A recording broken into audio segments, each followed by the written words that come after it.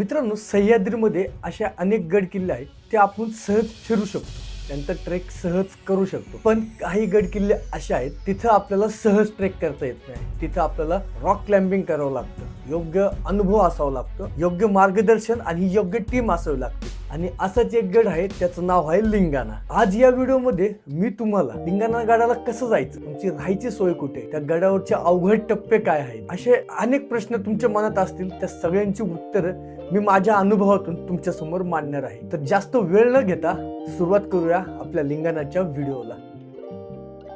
जर तुम्हाला लिंगाणाला यायचं असेल तर महाराष्ट्रातून कुठून पण या. मोहोरी हे बेस्ट विलेज आहे. इथं तुम्ही गाडी पार्क करू शकता, इथं तुम्ही राहू शकता. त्याचबरोबर जेवणाची सोय सुद्धा मोहोरी गावात होऊ शकते. मोहोरी गावातून पुढे आपल्याला रायलिंग पठाराकडे जावं लागतो. आम्ही संध्याकाळच्या आसपास मोहोरी गावामध्ये पोहोचलो होतो. तिथं आम्ही ट्रेकिंगसाठी लागणाऱ्या ज्या गोष्टी असतात त्यांची सगळी आम्ही तिथं पहिली मांडणी केली. सगळ्या गोष्टी बघितल्या, सगळ्या आहेत का, त्यानंतर त्या सगळ्या उचलल्या. प्रत्येकाने आपल्या खांद्यावर बोजा घेतला आणि आम्ही रात्री मोहोरीपासून रायलिंग पर्यंत ट्रेकला सुरुवात केली. पठारावर पोहोचल्यानंतर खूप अंधार होता. आम्ही तिथे टेंट टाकला, थोड्या वेळ गप्पा वगैरे मारल्या आणि सकाळची वाट बघेपर्यंत आम्ही झोपून गेलो. कारण आम्हाला सकाळी लवकर उठून ट्रेक चालू करायचं होतं. आणि सकाळी झाल्यानंतर समोर एवढा भारी दृश्य होतं ना, रायगड प्रत्यक्षात दिसत होता. लिंगाणा तर होताच, पूर्ण वातावरण एवढं भारी वाटत होतं ना. हे सगळं मी व्हिडिओ मध्ये कैद केलं. त्या ठिकाणी थांबून मी जे अनुभवलं होतं ना, ते मी शब्दात मांडू शकत नाही. तो अनुभव तिथे गेल्यानंतरच मिळतो. आणि सकाळी रायलिंग पठारावरून रायगडाचं दर्शन घेतलं आणि आता खरी परीक्षा चालू होणार होती. कारण आम्हाला बोराट्याची नाळ उतरायची होती. मित्रांनो, बोराट्याची नाळ उतरताना शरीराचा एकदम बॅलन्स सांभाळावा लागतो. मोठे मोठे दगडी येतात पायाखाली. पाय जर घसरला तर डायरेक्ट मोडू शकतो. कारण हा भाग बऱ्यापैकी घसरडा आहे. हा पण मध्ये मध्ये काही ठिकाणी साखळ्या बांधलेल्या आहेत. त्या पकडून व्यवस्थित खाली उतरू शकतो आपण. मी सुद्धा त्या साखळ्यांचा आधार घेत व्यवस्थित बोराट्याची नाळ एकदम शांतपणे खाली उतरत होतो.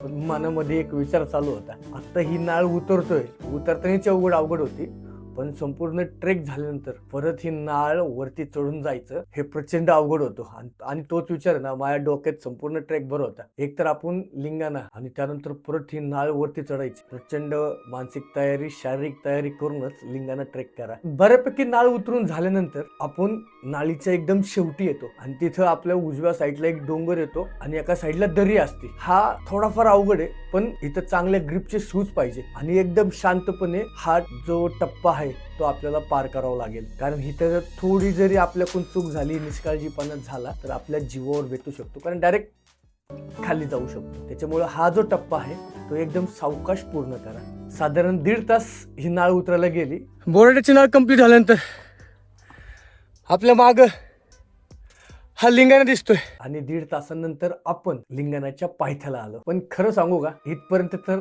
फक्त ट्रेकच होतं. आता खरी कसरत चालू होणार होती. आमच्या सोबत प्रोफेशनल क्लाइंबर होते. आम्ही पायथ्याला थोडा वेळ थांबलो, पण क्लाइंबरनी त्यांचं काम चालू केलं होतं. त्यांनी पूर्ण लिंगाणाला जिथं जिथं स्टॉप आहेत तिथं तिथं त्यांनी रोप बांधायला सुरुवात केली. खाली सगळ्यांनी एकमेकांना मार्गदर्शन केलं. मी नवीन होतो, मी या सगळ्या गोष्टी कुतूहलाने बघत होतो. हे सगळं अनुभव घेऊन मग आम्ही सर्वांनी ट्रेकला सुरुवात केली. ट्रेक म्हणण्यापेक्षा क्लाइम्बिंगला सुरुवात केली. आणि तुम्हाला सांगतो, एक स्पॉट असा आला की मला काही क्लाइम्बिंगची सवय नव्हती आणि सगळं फिट वगैरे झालं. माझ्या हातात हार्नेस आलं आणि एक 15-20 फुटाचा एक टप्पा होता. मी थोडं दोरीच्या साह्याने वरती गेलो, पण एका पॉइंटला माझ्या हातातून दोरी घसरली आणि मी सटकन खाली घसरलो. ते म्हणून जर तुम्ही लिंगाणाला येणार असाल तर प्रोफेशनल क्लाइंबर सोबतच या. योग्य टीम, योग्य मार्गदर्शन करणाऱ्या टीम सोबतच तुम्ही हा ट्रेक करा. कसं बस क्लाइम्बिंग करत करत गडाचा पहिला टप्पा म्हणजे अर्ध्यावरती आलो. आणि तिथं आल्यानंतर एवढ्या उंच गडावर एक पाण्याचं टाकं बघायला भेटलं. तिथलं पाणी वगैरे पिलं आम्ही. आणि तिथंच बाजूला एक गुहा होती. ट्रेक करून साधारण आता 4-5 तास होत आले होते.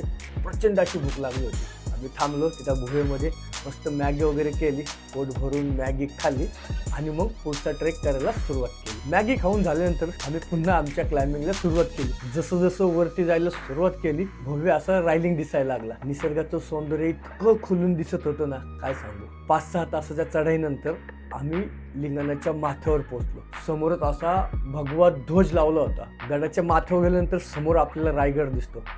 अफाट असा सह्याद्री बघायला मिळतो. मित्रांनो, गड चढणं जितकं सोपं आहे तितकं उतरणं सुद्धा अवघड आहे. कारण उतरायला पूर्ण रॅपलिंग करावं लागतं. म्हणजे लिंगाणा जसं जसं तुम्ही वरती चढताय, उतरताना त्याच्यापेक्षा अवघड परिस्थिती असते.